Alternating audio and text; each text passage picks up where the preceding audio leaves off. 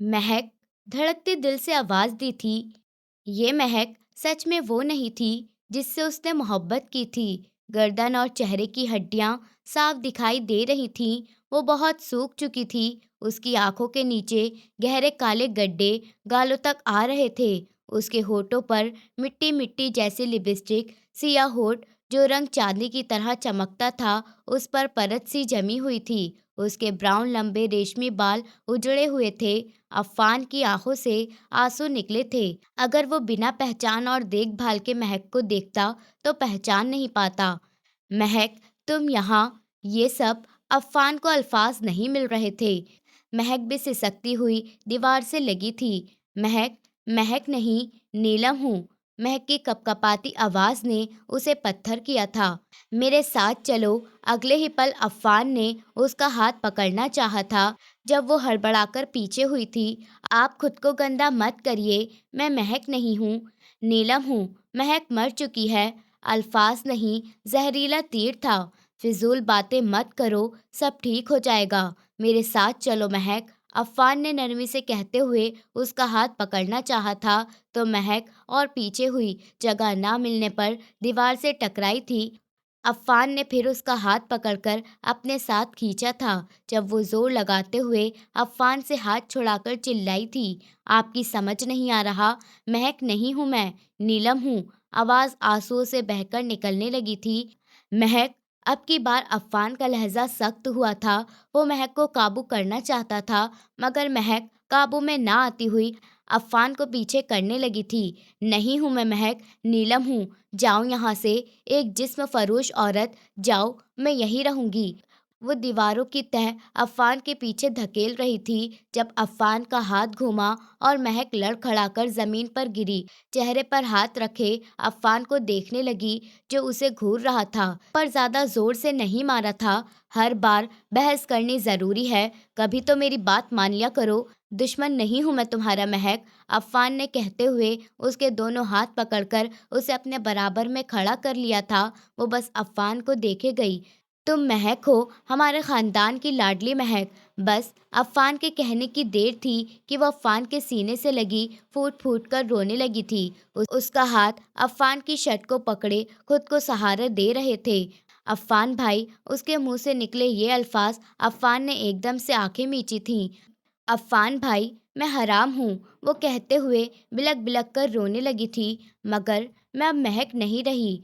बरसों का दर्द था जब चीखों में बाहर आ रहा था। रोते हुए सिसक रही थी, जोर जोर से रो रही थी। बेसमेंट उसकी आवाज़ से गूंजने लगा था। अफ़ान ने उसे अपने सीने से लगाया था। वो बस गिरने को थी। अफ़ान के हलक में आंसुओं का गोला अटका हुआ था। मैं मौत से डर रही थी कि ये लोग मेरे जिस्म को कचरे में फेंक देंगे, गुस्ल कफन और जमी का टुकड़ा नहीं देंगे, मेरी लाश को जानवर खा लेंगे। आप मुझे कफन देंगे ना? वो अफ़ान से पूछने लगी। चाची बहुत याद करती हैं तुम्हें, उनसे मिलना है ना? अफ़ान ने उसे समझाना चाहा, मगर उसके चेहरे पर डर फैल गया और ना में सर हिलाने लगी। मुझे किसी से नहीं मिलना। या तो आप मुझे मार दीजिए या यहीं पर छोड़ दीजिए, मैं किसी से नहीं मिलूंगी। वो डरते हुए पीछे हटने लगी थी। अच्छा ठीक है, हम किसी से नहीं मिलेंगे। वादा, मेरे साथ चलो। अफ़ान ने उसे नरमी से डील करना चाहा। कहा, बाहर पुलिस खड़ी है, ये कोठा अब बंद हो रहा है, यहाँ कोई भी नहीं है, मेरे साथ चलो। अफ़ान ने नरमी से कहते हुए उसे बाहर खींचा। महक को लिए अफ़ान बेसमेंट से ऊपर आया। मैनेजर फौरन चादर लेकर आगे आया। अफ़ान ने वो चादर महक के ऊपर और उसके चेहरे पर लपेट दी थी। इस चादर ने महक के जख्म उधेड़े थे। 3 साल पहले सबसे ज़्यादा नफरत उसे इस चादर से थी, और फिर इन 3 सालों में वो पल पल इस चादर के लिए तरसती थी। कोई ऐसी चादर जिसके अंदर वो छुप जाए, जिससे कोई उसे देख न सके। वह फ़ान के पीछे चलती हुई कोठे से बाहर निकली थी। प्रेस वाले फिर एक दफ़ा मक्खियों की तरह उनकी तरफ लपके थे। बाकी लड़कियों के चेहरे ढककर उन्हें पुलिस की वैन में बिठाया गया था, जबकि महक के लिए अफ़ान ने गाड़ी का दरवाज़ा खोला था। महक को गाड़ी में बिठाते हुए वो खुद गाड़ी में बैठा था। न्यूज़ आग की तरह फैल रही थी। लोगों ने खुद ही बातों को जोड़ तोड़ किया था। आज की न्यूज़ को 3 साल पहले महक की गुमशुदगी से जोड़ा था। एक सवाल सबके होश उड़ा रहा था कि क्या अफ़ान खान ज़दा की कज़िन 3 सालों से जिस्म फरोशी की दलदल में थी? क्या ये सब ऐसे हज़ारों सवाल थे। कोठे से 3 लड़कियां और मिली थीं, जिनमें से दो 13 साल की थीं, जिन्हें स्कूल के बाहर से किडनैप किया गया था। मगर इससे अभी जिस्म फरोशी शुरू नहीं करवाई गई थी। इन लड़कियों के घर वालों से राब्ता किया जा रहा था। इनमें से जो और लड़कियां पकड़ी गई थीं, उनमें से भी 70% लड़कियां जबरदस्ती लाई गई थीं। कोई 7 साल पहले, कोई 6 साल पहले। मगर अब इनमें से कोई भी अपने घर वापस नहीं जाना चाहती थी। गाड़ी रुकते ही अफ़ान ने महक को बाहर आने का इशारा किया था। फिर महक को लेकर अंदर आ गया था। एक कमरे के बाहर खड़े महक को अंदर जाने का इशारा किया था। अंदर साफ कपड़े और तुम्हारी ज़रूरत का हर सामान है। तुम पुरसुकून हो जाओ, तब तक खाना भी आ जाएगा। अफ़ान ने बिना महक को देखे नरमी से कहा था। महक ने चादर हटाकर अफ़ान को देखा और फिर खामोशी से कमरे में जाकर दरवाज़ा बंद कर लिया। कमरे के अंदर आई तो उसे ऐसा लगा जैसे किसी नई दुनिया में आ गई हो। साफ सुथरा, खुशबूदार कमरा। 3 साल से वो मुर्गी के दरबे जैसे छोटे छोटे कमरों में रह रही थी, जिसमें बैठना भी मुश्किल था। शायद उसके आने की खबर पहले से थी। बेड पर हल्के रंग का सलवार कमीज रखा था। महक ने चादर बेड पर रखी और ड्रेसिंग टेबल के सामने जाकर खड़ी हो गई। इन 3 सालों बाद वो अपना चेहरा मिरर में देख रही थी और कुछ देर तक वो खुद भी समझ नहीं पाई थी कि शीशे में ये किसका अक्स था। वो ऐसी तो नहीं थी। आंसू आंखों से गिरने लगे थे। उसने अपनी निकली हुई हड्डियों को छुआ कि तभी वॉशरूम का दरवाज़ा खुला और उसमें से कोई बाहर निकला। वो घबराकर हटी तो एक अधेड़ उम्र की औरत थी। बेटा, मैंने बाथ टब में पानी का टेम्परेचर सेट कर दिया है। सब कुछ रेडी है, आप नहा लो। वो औरत मुस्कुराकर बहुत नरमी से कह रही थी। बेटा, आज ये लफ्ज़ भी बहुत अनजान लग रहा था। महक तेज़ी से वॉशरूम की तरफ बढ़ी और वॉशरूम के अंदर जाते ही बाथ टब के पास गई और बाथ टब में बैठ गई। जैसे ही हल्का गर्म पानी वजूद पर लगा, ताज़ा जख्मों पर जैसे मिर्चें लगने लगी थीं। वो बर्दाश्त करते हुए आंखें बंद कर गई थी और अपना सर बाथ टब के किनारे पर टिका गई थी। पानी में जिस्म हल्का लगने लगा। आंसू आंखों से निकलते हुए बालों में आने लगे। नमीरा, प्लीज तुम मुझे उदास कर रही हो यार। अफ़ान भाई का तो दिमाग खराब है। वो माइयों की रस्में पूरी कर कर अपने कमरे में आ गई थी। अपने फूलों का जेवर उतारकर वो बेड पर रखने लगी थी जब मैसेज की नोटिफिकेशन आने लगी थी। जब उसने फ़ोन उठाकर देखा तो हम्माद नाम के लड़के ने मैसेज किए थे। उसने फ़ोन खोलकर देखा तो एक पल लगा पहचानने में। ये आईडी नमीरा की। नमीरा पहले भी इस आईडी से मैसेज कर चुकी थी। महक ने फ़ौरन खुश होकर उससे बात की और मनाने की कोशिश की। उन्होंने बात की, सुबह महक नमीरा से मिलने जाएगी। पर उसने तो नमीरा से लोकेशन पूछी ही नहीं थी। वो सोच ही रही थी कि तभी नमीरा ने लोकेशन भेजी थी। महक उस जगह को नहीं पहचानती थी कि कौन सी लोकेशन थी। महक मोबाइल बेड पर रखते हुए वो खड़ी हुई और कपड़े चेंज करने के इरादे से वॉशरूम की तरफ बढ़ी। फिर कुछ ही देर में मरियम बेगम कमरे का दरवाज़ा खोलती हुई कमरे में आई थी। महक, कपड़े मत बदलना, बारात तक यही पहनना है तुम्हें। उन्होंने खाने की प्लेट बेड पर रखते हुए उसे बताया था, जो महक मुंह बनाती हुई अपनी माँ को देखने लगी थी। प्लीज़ मम्मी, अजीबो-गरीब रस्में हैं, मुझे समझ नहीं आ रही। महक ने मुंह बनाते हुए कहा था। तो मत समझो, तुम अपने दिमाग को इतना इस्तेमाल ही क्यों करती हो? वो मुस्कुराते हुए बोली तो महक भी मुस्कुराने लगी थी। उसे याद आया था कि फैज़ान ने कहा था, किसी से बहस मत करना। ठीक है, नहीं उतारूंगी, महक ने कहा था। और अब तुम कहीं भी बाहर या खुले आसमान के नीचे नहीं जाओगी, बहुत बुरा समझा जाता है। मरियम बेगम के कहने पर महक का मुंह बिगड़ा था। उसने कुछ कहना चाहा था, मगर होठों ने इजाज़त नहीं दी थी। अगर वो अपनी माँ को बता देती कि उसे नमीरा से मिलने जाना है, तो वो उसे यही रस्मों का सुनाकर मना कर देती। तुम आराम करो और खाना खाकर सो जाना, मरियम बेगम कहते हुए कमरे से निकल गई थी। महक ने प्लेट में रखी कबाब और बिरयानी देखी तो पेट भरकर खाना खाने के बाद वो बेड पर सो गई थी। फ़ोन पर फैज़ान की कॉल आने लगी, जिसने इसे बेदर्दी से काट दिया था। आज नहीं मिस्टर फैजान, आपको थोड़ा तड़पाना तो बनता है। आपसे डायरेक्ट बारात वाले दिन बात होगी। ये कहते हुए महक ने अपना फ़ोन स्विच ऑफ कर दिया था।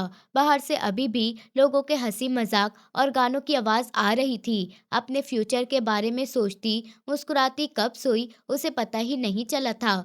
सुबह उसकी आंख 9 बजे खुली, शौर से उठ बैठी। उसे नमीरा से मिलने जाना था, वरना वो शादी में नहीं आती। मुंह धोकर महक कमरे से बाहर निकली तो घर में सन्नाटा छाया हुआ था। बस एक काम वाली थी जो बिना आवाज के पोछा लगा रही थी। अभी तक कोई उठा क्यों नहीं, उसने काम वाली से पूछा था। सुबह सब 6 बजे अपने कमरे में गए हैं तो सब दोपहर तक उठेंगे। काम वाली के कहने पर उसने एक सुकून का सांस लिया था और खुशी से अपने कमरे में चली गई थी। इसे कहते हैं खुशकिस्मत होना। थैंक यू परवाले, आप बहुत अच्छे हैं। वो खुशी से अपने लिए कपड़े निकालने लगी थी। कपड़े बदलने के बाद उसने अपने सर पर चादर ओढ़ ली थी। कैब बुक की। कुछ ही देर बाद कैब दरवाजे पर पहुंच चुकी थी। वो कमरे से बाहर निकली मगर अफ़ान को बाहर खड़ा देख वहीं जम गई थी। इस इंसान को सुकून क्यों नहीं है, हर जगह बर्बादी फैलाने के लिए आ जाता है। वापस कमरे में आती हुई वो गुस्से से बड़बड़ाई थी। वापस जाकर देखा तो अफ़ान कॉल पर बात कर रहा था और बात करते करते ही वापस कमरे में चला गया था। उसके कमरे का दरवाज़ा बंद हुआ तो उसने शुक्र की सांस भरते हुए गहरी सांस ली और बाहर की तरफ भागी। बीबी, ड्राइवर तो अभी तक नहीं आया है। हाँ मुझे पता है, मैं कैब बुक कर चुकी हूँ, तुम दरवाज़ा खोलो। उसके कहने पर चौकीदार ने दरवाज़ा खोल दिया था। दरवाजे के थोड़े आगे ही कैब खड़ी थी। मैं कैब का दरवाज़ा खोलते ही अंदर बैठ गई थी। महक के बैठते ही ड्राइवर ने गाड़ी स्टार्ट कर दी थी। वो ड्राइवर बार बार मिरर से महक को देख रहा था। महक के माथे पर बल पड़ गए थे। गलती हो गई, ड्राइवर के साथ आना चाहिए था। वो मुंह ही मुंह में बड़बड़ाई थी। भाई, घूरना बंद करो वरना पुलिस में कंप्लेंट करवा दूंगी। महक गुस्से से बोली तो वो बड़बड़ाया। महक ने फोन में वक्त देखते गुस्से से सीट पर रखा था। थोड़ी ही देर बाद गाड़ी एक बस्ती में रुकी थी। ड्राइवर को ऑनलाइन पैसे सेंड किए और फिर गाड़ी से उतरने लगी। कुछ एकदम से पैर पर छुआ। उसने फोन सीट पर रखकर नीचे झुककर देखा तो एक छोटा सा तिनका था। उसे हटाते हुए वो गाड़ी से नीचे उतर गई। ड्राइवर की नजरें रखे फोन पर टिकी थी। महक के नीचे उतरते ही उसने तेजी से गाड़ी आगे बढ़ाई थी। ऊपर वाले, ये नमीरा ने मुझे कहाँ बुला लिया। ये सुमसाम बस्ती, यहाँ पर नई आबादी हुई भी थी। दूर दूर मकान बने हुए थे और एक तरफ नल खुला हुआ था। वो नमीरा ही थी ना जिससे मैंने बात की थी। अचानक से महक के दिल में डर वापस आया था। मैं तो वापस घर जा रही हूँ। भाड़ में गई नमीरा की नाराजगी। उसके दिल में उल्टे सीधे ख्याल आ रहे थे। वॉट, मेरा फोन गाड़ी में भूल गई। कितनी बेकार की हरकतें करती हूँ मैं। वो ड्राइवर तो शक्ल से ही ऐसा लग रहा था। नाखून दांतों में दबाते हुए फिर सोचते हुए सामने परचूनी की दुकान की तरफ बढ़ी थी। एक अंधेड़ उम्र का आदमी उसे ही घूर कर देख रहा था। ये सब ऐसे क्यों घूर कर देखते हैं, वो दिल में सोचकर रह गई थी। अंकल, मुझे एक ज़रूरी फ़ोन करना है, आप कॉल करवा सकते हैं। मेरा फ़ोन गाड़ी पर रह गया है। उसके कहने पर अंकल ने हाथ के इशारे से मना किया था। मुंह में गुटखा भरा हुआ था। मोबाइल में बैलेंस नहीं है, उन्होंने थूक कर कहा था। वो घिन खाकर पीछे रह गई थी। अभी उसके पास कैश रकम भी नहीं थी। अभी वो परेशान होते हुए सोच रही थी कि इतनी देर में टैक्सी आ गई थी। महक नीचे झुकी और दूसरी साइड जाकर खुश होती हुई टैक्सी में बैठ गई थी। शुक्र है तुम आ गई नमीरा, वरना मैं तो वापस जाने वाली थी। महक के कहने पर नमीरा मुस्कुराई थी। तुम्हारा फ़ोन देना ज़रा, एक कॉल करनी है मुझे। मैं अपना फ़ोन कैब में भूल गई यार, और उस मनहूस ड्राइवर ने भी मुझे नहीं बताया। तो नमीरा ने अपना डैड फ़ोन उसे दिखाया। मुझे अगर पता होता ये इतना वीरान एरिया है तो मैं यहाँ पर कभी नहीं आती। महक ने मुंह बनाते हुए कहा। क्यों, तुम्हें मुझ पर भरोसा नहीं है क्या? नमीरा ने नाराज़गी से पूछा। तुम मेरी बेस्ट फ्रेंड हो नमीरा, तुमसे ज़्यादा भरोसा मुझे किस पर होगा? वो बहुत यकीन से बोली थी। फिर नमीरा ने ड्राइवर को नींबू पानी लाने का कहा था। नींबू पानी पियोगी, यहाँ का बहुत मज़े का होता है। नहीं, ये खुली हुई चीज़ें बहुत अनहाइजीनिक होती हैं। तुम बस जल्दी से यहाँ से चलो, किसी अच्छे कैफ़े में बैठेंगे। पर नमीरा ने ड्राइवर को 2 नींबू पानी लाने का कहा। हाइजीन की बच्ची, पीकर देखो पहले फिर बोलना। नमीरा, तुम्हारी गाड़ी कहाँ है और तुम टैक्सी में क्यों आई हो और यहाँ क्यों बुलाया है मुझे? भरोसा होने के बाद भी उसके दिल में इतने सवाल आ रहे थे, कुछ अंदर खटक रहा था। मेरी गाड़ी रास्ते में खराब हो गई थी, इसलिए मुझे टैक्सी लेनी पड़ी और मैंने तुम्हें यहाँ बुलाया है ताकि मैं तुम्हें अपनी एक दोस्त से मिला सकूं। पास ही बस्ती में एक दोस्त है, उसकी शादी से पहले बहुत अच्छी थी, शादी के बाद उसका क्या हाल हो गया है, नमीरा ने जताया। जब ड्राइवर ने नींबू पानी का गिलास नमीरा को दिया और एक गिलास महक की तरफ बढ़ाया। नमीरा, फैजान सच में बहुत अच्छा है। अगर तुम उसकी मोहब्बत देख लो ना, तुम्हें सच में मेरी किस्मत पर रश्क आए। महक की बात पर नमीरा उसे घूरने लगी, जब मुस्कुराकर नींबू पानी पी रही थी। हाँ, रश्क तो उसे सच में आया था महक के हुस्न पर। सच में टेस्ट बहुत अच्छा है, महक ने कहा। उसे देखते ही देखते पूरा गिलास पी लिया था। अब ये गिलास ड्राइवर की तरफ बढ़ाया ही था कि उसकी आंखें धुंधलाईं। नमीरा, उसने हाथ नमीरा की तरफ बढ़ाया, उसके कंधे पर मारा, जो अब बड़ी आराम से उसे देख रही थी। टैक्सी ड्राइवर ने गाड़ी स्टार्ट की। वो होश संभालने की कोशिश कर रही थी, पर 2 मिनट के अंदर सब कुछ खामोश हो गया था। अगले ही पल महक दरवाजे से जा लगी थी। नमीरा ने उसके हाथ में पहने हुई सोने की अंगूठियां उतारी थी और गले में पहनी हुई सोने की चैन उतारी थी और कानों में से टॉप्स उतारकर अपने पर्स में रखे थे। टैक्सी एक ब्लॉक बने रास्ते के सामने रुकी थी। ये इलाका भी बहुत सुनसान था। बस मजदूर मजदूरी कर रहे थे, पर गमछा डाले एक आदमी आगे आया। टैक्सी ड्राइवर ने टैक्सी का दरवाजा खोला। नमीरा ने बाहर निकलते हुए महक को सहारा दिया और गोदाम के अंदर ले गए। गोदाम के अंदर 2 आदमी और थे। उनमें से एक आदमी के इशारा करने पर महक को वहीं पर पड़े एक बेंच पर लिटा दिया था। इसे होश तो नहीं आएगा, उनमें से एक आदमी ने पूछा था। 12 घंटे से पहले होश नहीं आएगा। और हाँ, मैं बाई को बता चुकी हूँ, ये लड़की अनटच है। अगर पिछली बार की तरह तुमने इस लड़की को छुआ भी तो तुम अच्छे से जानते हो बाई तुम्हारा क्या हाल करेंगी। नमीरा के कहने पर उस आदमी ने अपने दूसरे आदमी को इशारा किया था।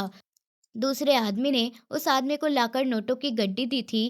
पूरे 6 लाख है। दिन ब दिन तुम्हारी डिमांड बढ़ती जा रही है। उस आदमी के कहने पर नमीरा के माथे पर बल पड़े थे। ये 5 लाख तो ये लड़की मुझे खुद भी दे देती। मेरी 15 लाख की बात हुई थी बाई से। शराफत से मेरी पूरी रकम दो, वरना। नमीरा गुस्से से भड़की तो वो आदमी दिलचस्पी से उससे पूछने लगा, वरना क्या? मैं इसे वापस ले जा रही हूँ और अब आगे से तुम्हें कोई लड़की नहीं मिलेगी। ये कहते हुए नमीरा बेंच के आगे बढ़ी। तभी उस आदमी ने नमीरा को पीछे खींचा। तुम जानती हो, अगर कोई लड़की हमारे पास आ जाए तो फिर वापसी का रास्ता नहीं होता, और अगर तुमने ज्यादा बकवास की तो तुम्हें भी धंधे पर लगा देंगे। 3-4 लाख और दे रहा हूँ, उसके अलावा एक फूटी कौड़ी नहीं मिलेगी। उस आदमी ने कहते हुए 5 लाख और नमीरा के आगे रखे थे। तुझे तो मैं देख लूंगी। ये कहते हुए नमीरा वो पैसे उठाकर वापस आकर टैक्सी में बैठ गई थी। टैक्सी में बैठे हुए अपने कपड़े चेंज किए थे और ब्लैक कलर का सूट पहना था, जो वो पार्क जाते हुए पहनती थी। उसके घर के पास में एक छोटा सा पार्क बना था। खुशकिस्मती से इस पार्क में सीसीटीवी कैमरा नहीं थे। टैक्सी पार्क से कुछ दूरी पर रुकी थी। वो पार्क में आकर अपना बैग एक तरफ रखकर जॉगिंग करने लगी और फिर पार्क में आने वाले 24 लोगों से मिली, ताकि जब रिपोर्ट हो तो वो गवाही दें कि नमीरा उनके साथ इस पार्क में थी। एक चक्कर काटने के बाद वो वापस अपने घर की तरफ चली गई थी और ठीक उसी वक्त वो अपने घर के अंदर गई, जिस वक्त रोज जाया करती थी। टैक्सी ड्राइवर ने टैक्सी एक वीरान सड़क पर छोड़ दी थी। एक चोरी हुई टैक्सी जिसे पुलिस तलाश कर रही थी, वो उनकी वारदात का हिस्सा बन चुकी थी। तुम में से कोई भी इस लड़की को हाथ नहीं लगाएगा। आगे से इस बात पर बहुत सख्ती है। उस आदमी ने कहते हुए एक आदमी को कॉल मिलाई थी। लड़की आ गई है, आकर ले जाओ। कॉल करने के आधे घंटे बाद ही शॉपलेस ले जाने वाली मारुति आकर रुकी थी।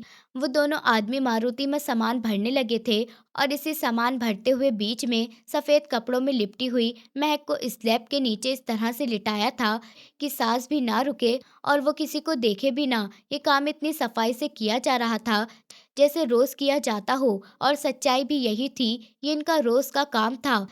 नमीरा जैसी 15 लड़कियां और 5 लड़के ये काम कर रहे थे। हर महीने 3 से 4 लड़कियां उनके पास आती थी। मारुति वहां से सामान लेकर निकली थी। शहर के सबसे बड़े रास्ते और रश से निकलते हुए दोपहर 3 बजे कंस्ट्रक्शन एरिया में रुकी थी। उसमें कुछ फ्लैट्स थे। वहां चारपाई पर बैठे एक ठेकेदार ने उस आदमी को इशारा किया जो महक को यहाँ पर लेकर आया था। खुद इशारा करते हुए अपने 2 मजदूरों को बुलाया था। उन मजदूरों को भी आवाज की जरूरत नहीं थी, वो इशारा समझ चुके थे। मारुति से सामान उतारते हुए अंदर ले गए थे और सामान के साथ साथ ही महक को भी। अभी चेक कर लो, लड़की जिंदा है और सांस भी चल रही है। पिछली बार तुम लोगों ने लड़की मारी थी और इल्ज़ाम मेरे ऊपर डाल दिया था कि सामान में दबाकर मार दिया, जबकि मैं जिंदा लाया था। उस आदमी के कहने पर ठेकेदार ने महक की सांस चेक की थी और थम्स अप लाने का इशारा किया था। उस आदमी की मारुति जैसे आई थी वैसे ही वापस पलट गई थी। 4 बजे के टाइम पर जब सब मजदूर चाय पीने गए तो महक को कुकिंग क्रिएट की मशीन के अंदर डाला था। मशीन का पावर सप्लाई बंद था। मशीन कई रास्तों से गुजरते हुए मशहूर ज़माना एरिया से निकली थी, लेकिन इस एरिया से गुजरते हुए मशीन को खाली कर दिया गया था और महक को एक घर में उतार दिया गया था। ये काम इतनी तेज़ी से हुआ था कि तब तक ये बात अफ़ान को पता चली थी और तब तक घर वालों ने महक को ढूंढना शुरू किया था। बाई ने मीरा को मरवा दिया है। बाई महक की खूबसूरती जांच रही थी। एक आदमी के घर के अंदर आने पर वो उसे घूरने लगी थी। क्या बकवास कर रहा है? इतनी खूबसूरत लड़की तो पहली बार दी है न मीरा ने। मेरा तो दिल कर रहा है उसे इनाम दूं। बाई खुश होते हुए कह रही थी। बाई, जरा इस खूबसूरत लड़की का नाम भी तो पूछो इससे। किसी काम नहीं आएगी अब ये लड़की तुम्हारे। वो आदमी बोला तो बाई उसे गुस्से से देखने लगी थी। अफ़ान खानज़दा की छोटी बहन है ये, छोटी कजिन। जो पुलिस तुम्हारे टुकड़ों पर नाचती है ना, वो भी तुम्हारी मदद नहीं कर सकेगी। पूरी पुलिस फोर्स इस लड़की को ढूंढ रही है। उस आदमी के बताने पर बाई ने उसे घूर कर देखा था। अब क्या करना है? इसे तो मैं वैसे भी यहाँ पर नहीं रखूंगी, दूसरे शहर भेजने वाली लड़कियों में रखूंगी इसे। बाई ने कहते हुए गहरी नज़र महक के वजूद पर डाली थी। 1 महीने से पहले तो नहीं जाएगी वो, तब तक इस लड़की का क्या करें? बाई ने कहते हुए उस आदमी को बाहर जाने का इशारा किया और थोड़ी देर बाद खुद भी बाहर निकल गई। रात का पता नहीं कौन सा टाइम था जब महक को होश आया था। होश आते ही उसने अपना सर पकड़ना चाहा, मगर हाथ बंधे हुए थे। पैर हिलाना चाहे तो अंदाजा हुआ कि पैर भी बंधे हुए थे। ऊपर वाले डर से उसकी जान निकलने लगी थी। पूरे अंधेरे कमरे में सिर्फ एक रोशनदान था। हल्की हल्की पीले रंग की रोशनी अंदर आ रही थी। कोई है? कोई मेरी मदद करो, बचाओ मुझे कोई। वो बुरी तरह चिल्लाने लगी थी। डर से दिल बैठा जा रहा था। मुझे बचाओ। कमरे का दरवाज़ा खुला तो और बाई कमरे के अंदर आई तो और कमरे की लाइट जलाई। उनके पीछे ही वो आदमी भी था। कौन हो तुम लोग और मैं कहाँ हूँ? महक ने डरते हुए उन लोगों से पूछा था। बाई मुस्कुराते हुए कहने लगी, बिल्कुल ठीक जगह हो तुम, डरने की ज़रूरत नहीं है तुम्हें। तुम वहाँ हो जहाँ पर खूबसूरती की कदर की जाती है, सहारा जाता है, कीमत लगाई जाती है। बाई ने बहुत ही खुश होते हुए कहा था। आज वो नमीरा से बहुत खुश थी। कौन हो तुम लोग? मैं कहाँ हूँ और नमीरा कहाँ है? महक ने रोते हुए पूछा था। तुम इस वक्त मेरे पास हो और नमीरा कहाँ है ये मुझे नहीं मालूम। नमीरा का काम बस तुम्हें मुझ तक पहुँचाना था और उसने अपना काम कर दिया है। बाई की बात पर महक हैरानी से पत्थर की तरह जम गई थी। मतलब? महक ने रोते हुए पूछा। मतलब ये कि नमीरा ने तुम्हें बेच दिया है और अब तुम मेरे कोठे पर हो। फिक्र मत करो, तुम्हें यहाँ पर कोई कुछ नहीं कहेगा अगर तुम हमारी बात मानोगी, और अगर तुमने जरा सी भी चू चा करी तो उसकी जिम्मेदार तुम खुद होगी। हर किसी के साथ नरमी से पेश नहीं आती मैं। बाई ने महक के मुंह पर हाथ फेरते हुए उसे समझाया था। हाथ पांव खोलो इसके। बाई के कहने पर उस आदमी ने महक के हाथ पांव खोलते हुए उसे आदमी के हाथ को छूने लगे थे। महक के अंदर एक सर्द लहर दौड़ गई थी। हाथ पांव खुलते ही वो बाई को धक्का देकर दरवाजे की तरफ भागी थी। अगले ही पल उस आदमी ने महक को बाल पकड़कर उसे बेरहमी से वापस खींचा था। मुझे यहाँ से जाने दो। तुम जानते नहीं हो मैं कौन हूँ, मैं किसकी बेटी हूँ। महक रोते हुए चिल्लाई थी। तुम किसकी बेटी हो? क्या हो? अपनी हर पहचान को भूल जाओ और हमें भी नहीं जानना कि तुम कौन हो, और आज से तुम भी भूल जाओ कि तुम कौन हो। मेरी प्यारी नीलम। बाई ने उसे नया नाम दिया था। बकवास बंद करो। महक हूँ मैं, कोई नीलम नहीं। महक नाम है मेरा। ये कहते हुए उसने बाई का हाथ बुरी तरह से झटका था और अगले ही पल बाई ने पूरी ताकत लगाते हुए महक के मुंह पर एक थप्पड़ मारा था कि 2 मिनट के लिए महक का दिमाग पूरी तरह चकरा गया था। मैंने कहा, मैं ज्यादा देर नरमी से पेश नहीं आ सकती। मेरे साथ ठीक से रहोगी और नरमी से रहोगी, लेकिन अगर जरा सी भी चूचा की तो बहुत बुरा हाल करूंगी।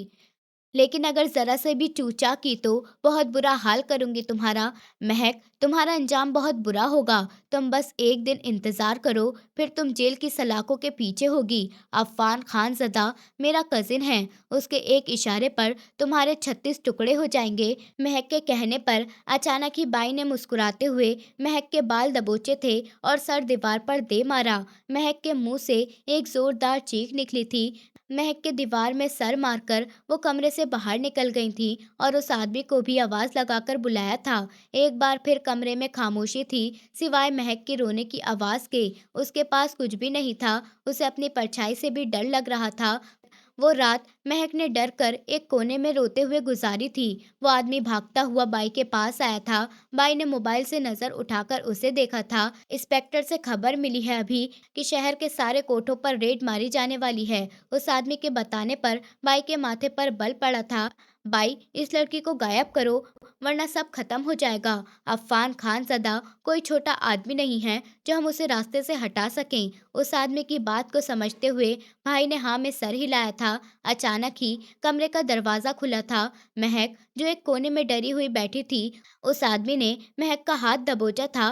कहाँ लेकर जा रहे हो मुझे? छोड़ो मुझे, छोड़ो! रोते हुए वो चिल्लाई, मगर वो आदमी उसे घसीटता हुआ किचन की तरफ ले गया। वहां पर एक बड़ा सा ड्रम रखा था। क्या कर रहे हो? छोड़ो मुझे!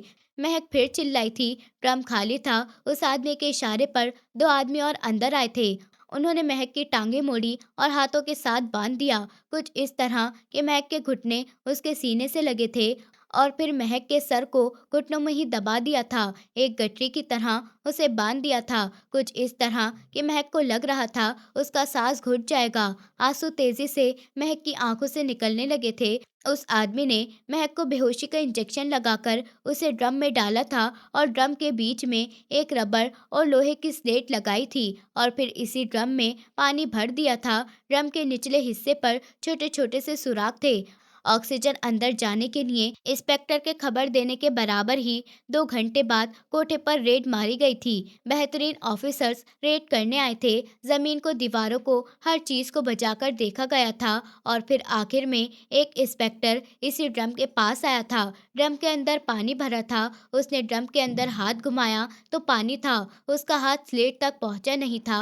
मैं कह रही हूँ कि मेरे पास वो लड़की नहीं है। अगर वो लड़की मेरे पास होती तो मैं खुद उसे अफ़ान खानज़दा के हवाले कर देती और अच्छी खासी रकम वसूल कर लेती। बाई ने मुस्कुराकर कहा। एसपी गुस्से से बाई की तरफ बढ़ा था। बहुत अच्छी तरह से जानता हूँ मैं तुम जैसी औरतों को। अगर वो लड़की तुम्हारे कोठे पर निकली तो तुम्हारा अंजाम तुम्हारी सोच से भी ज्यादा बुरा होगा। और अगर तुम ये सोच रही हो कि तुम हमें चकमा दे दोगी तो तुम ये याद रखना, तुम्हारे ऊपर हर पल पुलिस की नजर रहेगी। वो लड़की तुम्हारे किसी काम की नहीं है। एसपी कहकर पलट गया था। बाई के माथे पर बल पड़े थे। मुझे धमकाकर गया है ये। इसकी तो टांगे छत से लटकाऊंगी मैं, लेकिन अब इस लड़की को भी छोड़ूंगी नहीं। आज ही इंतजाम करो इसका। इसे अभी तो बाहर दूसरी कंट्री नहीं भेजा जा सकता और ना ही हम इसे यहाँ पर रख सकते हैं। इसे जयपुर भिजवाओ, रानी बाई के कोठे पर। बाई ने फैसला सुनाया। और फिर 2 दिन बाद जब पुलिस की नाकाबंदी कुछ हल्की हुई तो जयपुर जाने वाले कपड़े के ट्रक के अंदर महक को छुपाकर जयपुर भेजा गया और हाईवे पर जो पुलिस वाले थे वो बाई से पहले ही रिश्वत ले चुके थे। उसने चेकिंग के बाद ट्रक आगे पास किया था। जब महक को दूसरी बार होश आया तो वो जयपुर में थी। इस बात का तो उसे खुद भी पता नहीं था। 3 दिन बाद उसको होश आया था। उसके अंदर उठने की हिम्मत ही नहीं थी। भूख से पेट में बल पड़ने लगे थे। तभी कमरे का दरवाजा खुला था। एक लड़की अंदर आई थी। वो महक को खाना खिलाने लगी तो महक भी चुपचाप खाना खा रही थी। मैं कहाँ पर हूँ? महक ने इतना पूछा था। तुम रानी बाई के कोठे पर हो। फोन फोन मिल सकता है मुझे तुम्हारा, बस एक कॉल करनी है। महक ने उस लड़की का हाथ थामते हुए कहा था। उस लड़की ने गुस्से से महक का हाथ झटका। खबरदार, मुझसे पूछ लिया है, किसी और लड़की से पूछने की हिम्मत भी मत कर लेना। बहुत सही सलाह है, तुम्हें दे रही हूँ। और यहाँ से भागने की सोचना भी मत। अगर तुम्हारे दिमाग में ऐसा ख्याल आया ना तो तुम्हारी चमड़ी तुम्हारी शरीर से उखाड़ ली जाएगी। नहीं हो तुम यहाँ पर, इसलिए मैं तुम्हें समझा रही हूँ। वो लड़की महक से कहकर चली गई थी। महक बस पत्थर जैसी हो रही थी। ऊपर वाले, नहीं, प्लीज़ नहीं, मुझे यहाँ से बचा लो। अगर मेरा कोई गुनाह ऐसा है जिसकी वजह से मुझे ये सज़ा मिल रही है, तो मैं उसके लिए आपसे माफ़ी माँगती हूँ। मगर प्लीज़ मुझे यहाँ से बचा लीजिए। आपके सिवा मुझे यहाँ से कोई भी नहीं बचा सकता। मुझे यहाँ पर बहुत डर लग रहा है। प्लीज़ मुझे यहाँ से बचा लीजिए। वो अपना सर घुटनों में दिए रो रही थी और दुआएँ कर रही थी।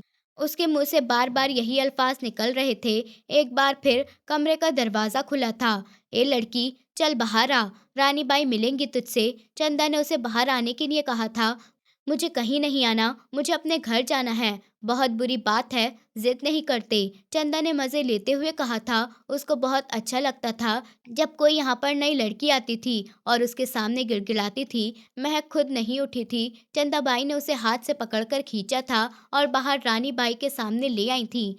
"हाँ, हो तो तुम पूरी मलाई ही।" "ठीक कहा है बाई ने।" रानी बाई ने महक को ऊपर से नीचे तक देखते हुए कहा था। "मेरे पास तुम्हारे लिए काफ़ी ऑफ़र हैं।" महक ने अपने आंसू साफ करते हुए कहा तो रानी बाई उसे दिलचस्पी से देखने लगी और पूछा, "अच्छा, क्या ऑफ़र है? मुझे छोड़ दो, मुझे घर जाने दो। मेरे घर वाले बहुत अमीर हैं। मेरा बड़ा भाई, मेरा कज़िन सियासत में है। तुम लोग जितना बोलोगे, जितने करोड़ माँगोगे तुम्हें मिलेंगे। मुझे छोड़ दो बस, मुझे जाने दो। तुम जितने साल यहाँ पर जिस्म फ़रोशी करके पैसे कमाती हो, उससे कहीं ज़्यादा तुम्हें मिल जाएगा। बस तुम मुझे यहाँ से जाने दो, मैं वादा करती हूँ।"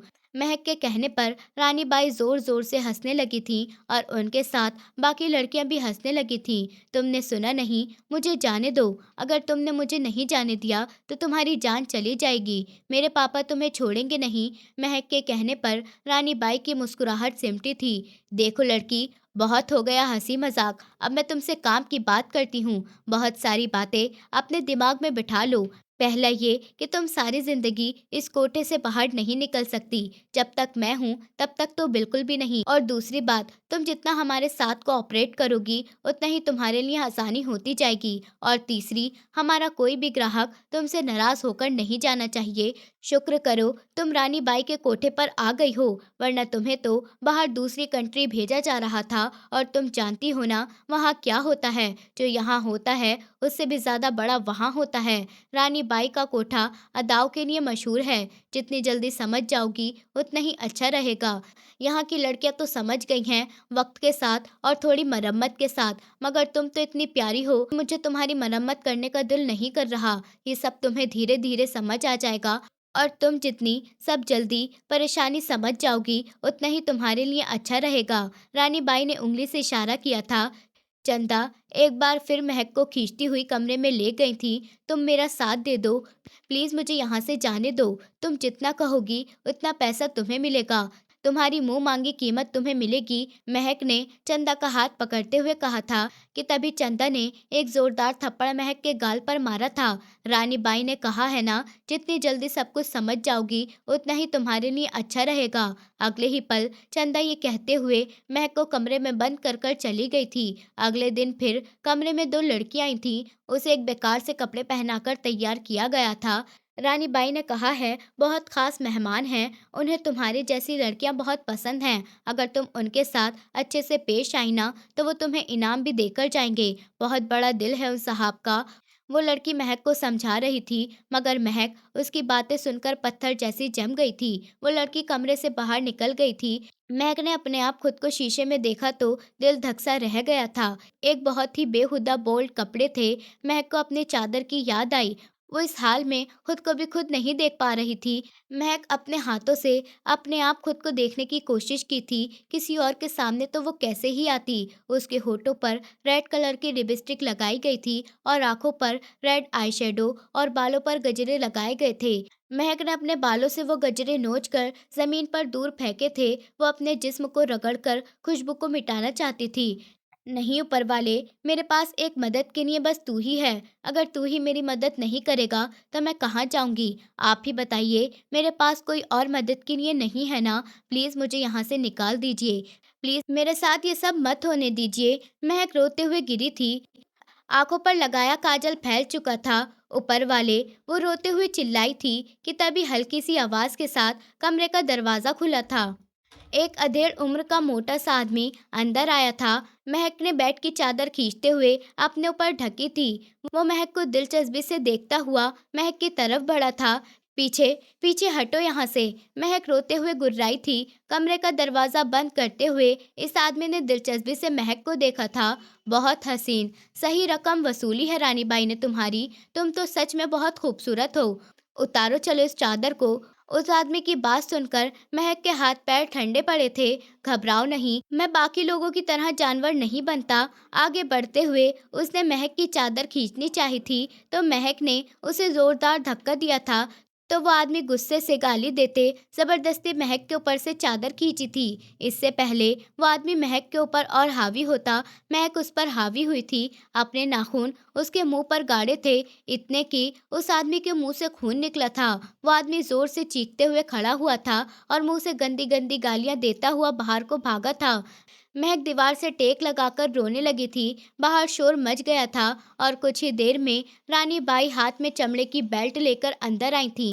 इससे पहले महक कुछ समझ पाती, उसने कमरे का दरवाजा बंद कर महक के ऊपर बेल्टें मारनी शुरू कर दी थी। महक के रोकने के बाद भी नहीं रोक पाई और हार खाकर जमीन पर गिर गई थी और हाथों से मुंह को, अपने जिस्म को छुपाने लगी थी।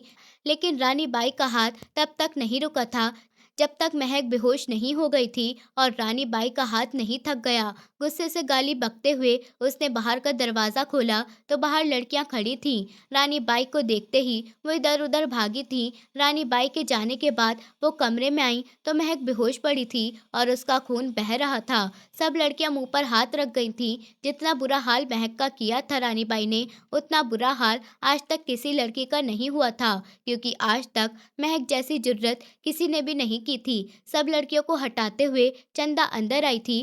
कहा भी था ज्यादा शोर मत करना। खुद को शेरनी समझ रही थी। गुस्से से चंदा ने ठोकर मारते हुए महक को सीधा किया था। चेहरे पर भी चमड़े का बेल्ट लगने का निशान था। छी, रानी बाई ने तो चेहरे पर भी निशान डाल दिया। पिंकी, जल्दी जाकर मरहम लेकर आ, नहीं तो चेहरा खराब हो जाएगा इसका। चंदा के कहने पर पिंकी बाहर भागी थी। थोड़ी देर बाद चंदा ने वो मरहम उसके पूरे जिस्म पर लगा दिया था और महक को इसी कमरे में बंद कर दिया था। 2-3 दिन तक महज इस कमरे में पड़ी रही थी। इसी बीच बस चंदा कमरे में आती और उसे मरहम लगाकर चली जाया करती थी। महक का खाना पीना सब बंद कर रखा था। पानी, पानी, महक ने चंदा को देखते हुए कहा था। चंदा ने एक नज़र महक को देखा और फिर बाहर निकल गई थी। रानी बाई, अगर इस लड़की को खाना पीना नहीं दिया तो ये मर जाएगी। चंदा ने गंभीरता से कहा। पेट भर दिया तो फिर गुर्राएगी। रानी बाई बोली, और नहीं दिया तो मर जाएगी। अगर तुम कहो तो उसे पानी पिला दूं? चंदा ने पूछा था। हाँ, मगर एक घूंट, ज्यादा मत देना। और उसके बाद अपने पुराने आदमी को इसके कमरे में भेजना। खास मेहमानों के सामने ये लड़की पेश नहीं कर सकते। हमारा एक कितना अच्छा खास मेहमान इसने तोड़ दिया। पहले इसकी अकल ठिकाने लगाऊंगी, उसके बाद इसे धंधे में शामिल करूंगी। रानी बाई ने कहा तो चंदा के चेहरे पर कमीनी मुस्कुराहट आई थी। वो तो बहुत खतरनाक है बाई, और ये लड़की। चंदा ने बात अधूरी छोड़ दी थी। ज्यादा बकवास मत कर मेरे सामने, जितना कहा है उतना ही कर। चंदा वहां से आईब्रोज काकर चली गई थी और उसने रानी भाई के कहने के मुताबिक ही महक को एक घूंट पानी दिया और फिर उसके बाद महक के ऊपर वो कयामत टूटी थी जो मौत से ज्यादा बदतर थी। जब 1 घंटे के बाद वो आदमी रानी बाई के कमरे से निकला तो रानी बाई ने चंदा को इशारा किया था। चंदा महक के कमरे में गई तो महक जिंदा लाश की तरह जमीन पर पड़ी हुई थी। आंखें बस छत की तरफ जमी हुई थी और होठों से खून बहकर गाल पर आ रहा था। शायद महक ने उस आदमी के सामने भी वही जुर्रत की थी। चंदा के महक को देखकर लब मिच गए थे। नीलम, चंदा ने उसे पुकारा था, मगर महक टस से मस नहीं हुई थी। चंदा ने नीचे बैठते हुए उसका हाथ हिलाया था। छत से नजर हटाकर महक ने चंदा को देखा था। आंसू और तेजी से बहने लगे थे। ऊपर वाले, महक के होठ फड़फड़ाए थे। जिस्म दर्द से टूट रहा था। वो दर्द से चिल्लाई। महक को इस तरह रोता बिलखता हुआ देखकर चंदा का दिल भी अजीब हुआ था। अच्छा चल, अब रोना बंद कर, खाना खिला देती हूँ तुझे। पर महक सर पटक पटक कर रोने लगी। आवाज हलक के अंदर कहीं दब सी गई थी। चंदा उसे देखती हुई खड़ी हुई ऊपर वाले, वो फिर बोली थी। न जाने कितनी ही बार उसके मुंह से ऊपर वाले का नाम निकला था। जब वापस आई तो उसके हाथ में प्लेट थी जिसमें चावल थे। चंदा ने उसे सहारा देते हुए सीधा किया। तुम सब बर्बाद हो जाओगे। मेरे ऊपर वाले का तुम्हारे ऊपर कहर बरसेगा। तुम लोगों का कोई ईमान नहीं है। तुम तो इंसान भी नहीं हो। तुम लोग इंसानी चमड़ी में छुपे दरिंदे हो। मैं खलक के बल चिल्लाई थी, ये पड़ा है खाना, भूख लगे तो खा लेना, वरना छोड़ देना। चंदा सख्ती से कहती हुई बाहर का दरवाजा लॉक कर कर चली गई थी। महक ने खाने की प्लेट को ठोकर मारी थी। चावल जमीन पर बिखर गए थे। ऊपर वाले, न मीरा को मौत दे दे, और ऐसी मौत दे जो दर्द मैं सह रही हूँ वही उसको भी मिले मरने से।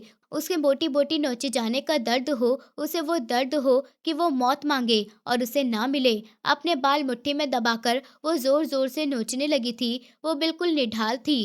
पता नहीं ये ताकत कहाँ से आई थी। वो लड़खड़ाते कदमों से खड़ी होने लगी थी, मगर वापस जमीन पर गिर पड़ी थी। टांगों से जान निकलती हुई महसूस हुई तो हाथों से खिसकते हुए दरवाजे तक आई थी। प्लीज इस दरवाजों को खोलो, मुझे जाने दो। ऊपर वाले के लिए जाने दो। मेरे साथ ये जुल्म मत करो। Please please. दरवाजा पीटते हुए उसकी आवाज आंसुओं में दबने लगी थी। बाहर से तेज गानों की आवाज आ रही थी। महक की आवाज इस शोर शराबे में दब सी गई थी। कोई नहीं सुन रहा। मेरे ऊपर वाले, कोई नहीं सुन रहा। आप तो सुन रहे हैं ना। जब आप सबकी सुनते हैं, सब कुछ आपके हाथ में है, तो मेरी मदद भी करिए ऊपर वाले। प्लीज मुझे यहाँ से निकालिए, या फिर मुझे मौत दे दीजिए। प्लीज ऊपर वाले। रोते हुए वो माथा जमीन पर मारने लगी थी। रोते रोते बेहाल होकर लब अब खामोश हो गए थे। घंटों वो जमीन पर पड़ी रही थी जब एक जोरदार उल्टी आई थी। उसके मुंह के अंदर से पीले कलर का चिकना मादा निकला था। पेट बल खा रहा था। 3 दिन से खाना न खाने की वजह से सांस लेना भी मुश्किल हो रहा था। उसकी नज़र जमीन पर पड़े बिखरे चावलों पर पड़ी थी। आगे खिसकते हुए बढ़कर वो चावल उसकी मुट्ठी में भरकर मुंह में डाले थे, और फिर जमीन पर बिखरे हुए मिटियाले चावलों को हाथों में भरकर मुंह में डालने लगी थी कि तभी जोरदार फंदा लगा। मगर कमरे में पानी नहीं था। 3 दिन खाना न मिलने की वजह से मैदे ने खाना हजम नहीं किया था, और वो चावल फिर एक जोरदार उल्टी के साथ उसके मुंह से निकल गए थे। एक बार फिर जमीन पर लेट गई, मौत का इंतजार करने लगी। जिसकी हालत हो रही थी वो ही जानती थी कि उसको मौत आ ही जाएगी। उसे खुद इस दुख से छुटकारा चाहिए था जो वो सह रही थी। अगर आज़ादी मौत की सूरत में मिलती तो वो भी वो मंजूर थी। रात गानों की आवाज़ों में उसकी सिसकियां दब चुकी थी। वो कब सोई थी उसे पता नहीं चला था। दरवाज़ा खुलने की आवाज़ पर उसकी आंखें खुली तो दरवाजे की ओर खड़ा एक फिर वही आदमी को देखकर रूह कांपने लगी थी। वो बड़ी मुश्किल से खुद को पीछे घसीटने लगी थी, पर उसने कमरे का दरवाजा अंदर से बंद कर दिया था। कुछ घंटों बाद चंदा कमरे में आई तो इस बार खाने के साथ पानी भी था। उसने महक को सहारा देते हुए बिठाया था। मैंने कहा था आसानी से मान जाओ। अगर मान जाती तो ये सब सहना नहीं पड़ता। मैं जानती हूँ वो मारता भी है और बहुत ज्यादा दर्द देता है। चंदा ने रोटी का निवाला महक की तरफ बढ़ाया तो महक आंखें मीच गई। जब तक तुम मान नहीं जाओगी रानी बाई, इस आदमी से तुम्हें दर्द पहुंचवाती रहेंगी। वो रोज आएगा नीलम, और हो सकता है अगली बार वो अकेला ना आए। ये सुनकर महक की आंखें डर से फैली थीं। उसी पल चंदा ने उसका मुंह खोलकर निवाला उसके मुंह में डाला था। महक की आंखों से आंसू बहे जा रहे थे। जहां तुम अब हो इस जिंदगी को कबूल कर लो। जितने दिन गुजरते जाएंगे सजा उतनी बढ़ती जाएगी, और मैं तुम्हें बार बार नहीं समझाऊंगी। इस बार चंदा ने उसके मुंह से पानी का गिलास लगाया था और फिर उसके सर पर हाथ फेरते हुए उसके बालों को अफसोस से छुआ था। महक के मुंह से सिसकी निकली थी। उसने तुम्हारे बाल भी नोचे हैं? चंदा ने गुस्से से पूछा था तो महक चेहरा हाथों में छुपाकर रोने लगी थी। खाना महक के पास रखते हुए दरवाजे की तरफ गुस्से से गई और दरवाजा लॉक करते हुए रानी बाई के कमरे में चली गई थी। बुलाओ इस कमीने को और पूछो लड़की पर हाथ क्यों उठाता है। जिस काम के लिए बोला गया है इसे सिर्फ वही क्यों नहीं करता। चंदा गुस्से से बोली थी। ठंडी हो जाओ चंदा, मैंने ही कहा था उससे। रानी बाई के कहने पर चंदा उसे न समझी से देखने लगी थी। उस आदमी के ऊपर चिल्लाने से बेहतर है इस लड़की को डराओ समझाओ कि अपनी सच्चाई को मान ले, वरना फिर भी बहुत नरम है हम उसके साथ। रानी बाई के कहने पर चंदा हाँ में सर हिलाती हुई कमरे से बाहर निकल गई थी। महक के पास आई तो महक कांपते हुए हाथों से रोटी तोड़कर खा रही थी। ये देखकर चंदा मुस्कुराई। तो तुमने कबूल कर लिया? चंदा ने नरमी से पूछा। ऊपर वाला मुझे यहाँ से निकालेगा, और जिस दिन मेरी आज़ादी होगी उस दिन तुम्हारे जनाजे निकलेंगे। महक बहुत यकीन के साथ बोली थी। चंदा के माथे पर बल पड़े थे। रस्सी जल गई मगर बल नहीं गया। गुस्से से कहते हुए चंदा खड़ी हुई थी और कमरे से बाहर निकल गई थी। अगले 2 दिनों तक फिर वही आदमी उसके कमरे में गया था, पर वो मरने को तैयार थी, कबूल करने को नहीं। इस दौरान उसने मरने की भी कोशिश की थी, मगर पूरी तरह नाकाम रही थी। उसके कमरे से हर चीज हटा ली गई थी। आज भी वो दीवार से टेक लगाए बैठी थी। इन 15 दिनों में इसकी हालत बुरी हो गई थी। कुछ भी याद नहीं रहा था। जिस्म के जिस भी हिस्से को छूती थी दर्द से चीख निकल जाती। कमरे का दरवाजा खुला था। महक ने हल्के से नजर उठाकर ऊपर देखा। वो आदमी आज अकेला नहीं था, बल्कि उसके साथ एक उसी जैसा खौफनाक मर्द और था। उसे देखकर महक की हालत और खराब होने लगी थी। नहीं नहीं, वो चिल्लाने लगी थी। उस आदमी ने कमरे का दरवाजा बंद किया। मैं कबूल करती हूँ, मैं खुद को नीलम कबूल करती हूँ, मेरे पास मत आना, मुझे छोड़ दो। वो जोर जोर से चिल्लाने लगी। जब उसकी चीख पुकार पर बाहर खड़ी रानीबाई मुस्कुराई और महक की तरफ देखा। कहा था ना, ऐसे ही आएगी लाइन पर। दरवाजा बजाकर उन दोनों मर्दों को बाहर बुलाया और इस लड़की को अच्छे से सजा दो। रानीबाई कहकर वापस चली गई थी। चंदा ने दरवाजा बजाया और उन दोनों को बाहर निकाला। नहीं, चीखती हुई वो चंदा के पास गई। उस दिन मैंने अपने आप खुद को नीलम कबूल कर लिया था, क्योंकि यहाँ पर ना तो उसे मरने ही दिया जा रहा था और ना ही आज़ाद किया जा रहा था।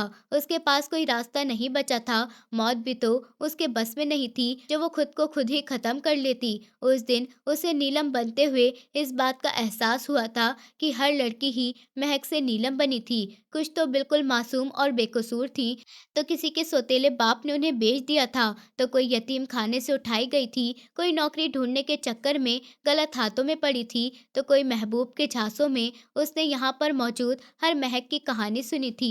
वहाँ पर मौजूद महक और महक के जैसी और महक जिंदा लाश थी।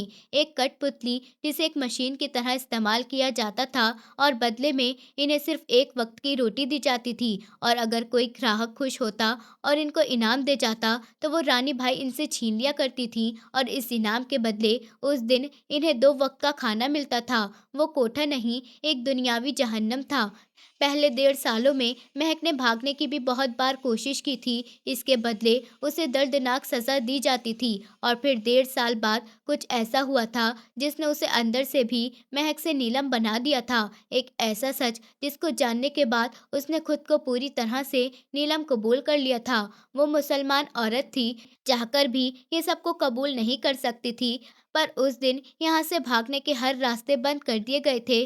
फिर 3 साल बाद उसने अपने सामने फैजान को देखा था। एक पल के लिए तो दिल किया था कि फैजान के कदमों में गिर जाए। फैजान उससे मोहब्बत करता था। इन 3 सालों में उसने कितने बार ही फैजान को याद किया था, पर फैजान की तरफ कदम बढ़ाने की उसकी हिम्मत नहीं हुई थी। फैजान को देखने के बाद उसको अपने पुरानी 3 साल पहले की वो खतरनाक बात याद आई थी, जो महक आतिफ खान की असली कातिल थी। वो चाहती थी कि अगर फैजान उसके आगे बढ़ेगा तो वो उसके कदमों में गिरेगी, पर वही हुआ था जिसका उसे डर था। फैजान अगले ही लम्हे कमरे से निकल गया था। वो अपनी आंखें खींच गई थी जब चंदा उसके कमरे में आई थी। जबरदस्ती उसके कपड़े बदलवाए थे, 1.5 साल पुरानी रात की तरह, और इसी बेसमेंट में बंद कर दिया था जैसे 1.5 साल पहले किया था। मगर फिर अचानक सब कुछ बदल गया था। शोर शराबा बढ़ा और उसने अपने सामने अफ़ान खान सदा को देखा, जिससे वो सबसे ज़्यादा चिढ़ती थी। उसके बारे में सोचती थी कि वो कितनी ताकत रखता था कि अगर चाहता तो मुझे ढूंढ सकता था। पर वो आफरीन नहीं थी जो अफ़ान खान ज़्यादा उसे ढूंढता। वो लड़की थी जिससे अफ़ान नफरत करता था, तो भला वो उसे क्यों ही ढूंढता। जिस पल अफ़्फ़ान ने उसे थप्पड़ मारा था, वो थप्पड़ अपने वजूद पर मरहम की तरह लगा था। वो अफ़्फ़ान के गले लगी थी। इन 3 सालों में वो पहला इंसान था जिसे उसे घिन नहीं आई थी, वरना वो तो अब खुद को भी नहीं छूती थी। आंखों से न जाने कितने आंसू निकले थे। जब दरवाजे पर दस्तक हुई थी तो उसने होश में आते दरवाज़ा खोला था। आंखें रोते रोते सूज चुकी थीं। वो बात टब में थी। महक बेटा, खाना आ गया है, बाहर आ जाओ। इस खातून ने नरमी से पुकारा था। महक, कौन महक? उसके दिल में सवाल उठा था। उसने तो 1.5 साल पहले दुआएं मांगनी भी छोड़ दी थी। वो तो सोच भी नहीं पाती थी कि कभी कोई उसे उसके नाम से भी पुकारेगा। उसने पानी में भीगे वजूद को देखा था, होठों पर मुस्कुराहट आई थी। वो कौन सा नहाने से साफ हो जाती, उसका वजूद जो इतना नापाक हो चुका था कि उसे महसूस होता था उसकी रगों में नापाकी दौड़ रही है। वो गीले वजूद से कमरे से बाहर आई तो वहां पर खड़ी वो अधेड़ उम्र औरत नम आंखों से उसे देखने लगी। मैं मदद कर दूं? मैं मदद कर दूं तैयारी में? इस औरत ने पूछा। महक ने बहुत आराम से हाँ में सर हिलाया था। वो औरत नरमी से उसे तैयार करने लगी थी, उसके कपड़े चेंज करवाने में मदद भी की थी। इस दौरान महक के शरीर पर जख्मों के निशान देखकर उनकी आंखें नम होने लगी थीं। महक के बाल बनाकर वो कमरे से बाहर निकल गई थीं और महक वैसे ही बेड पर बैठी रही। थोड़ी ही देर बाद अफ़ान कमरे के अंदर आया था। उसने महक से थोड़ी दूरी पर बैठते हुए गहरी सांस ली थी। हमने तुम्हें बहुत ढूंढा था। मैं 3 साल से मैं और फैज़ान तुम्हें बराबर ढूंढ रहे हैं, पर तुम कहीं नहीं मिली। अफ़ान ने बात की शुरुआत की थी और महक पत्थर बनी बैठी रही थी। चाची तुम्हें बहुत याद करती हैं और चाचा भी। अफ़ान के कहने पर महक ने ज़ोर से आंखें मींची। माँ बाप के नाम पर वो तड़प उठी थी। हम सब ने भी तुम्हें बहुत याद किया, बहुत तड़पे हैं तुम्हारे लिए। अफ़ान के बताने पर उसने निगाहें दूसरी तरफ फेर ली थी, नज़रें मिलाने की हिम्मत नहीं की थी। ये सब किसने किया महक? अफ़ान के पूछने पर महक को अपनी असली मुजरिम याद आई थी। क्या करेंगे जानकर? जिसने भी ये सब कुछ किया, आप उसका कुछ भी नहीं कर सकते। मैं एक नहीं हूँ, हराम से नीलम वो लड़कियां भी बनी हैं जिन्होंने होश अभी-अभी संभाले थे।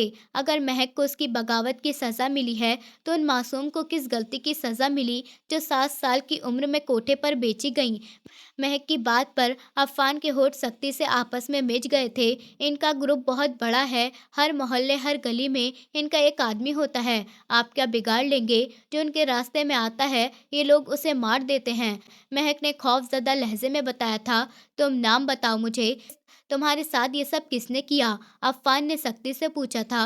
महक को वो पल याद आए थे जब अफ़ान ने महक को नमीरा से दोस्ती रखने पर गुस्सा किया था।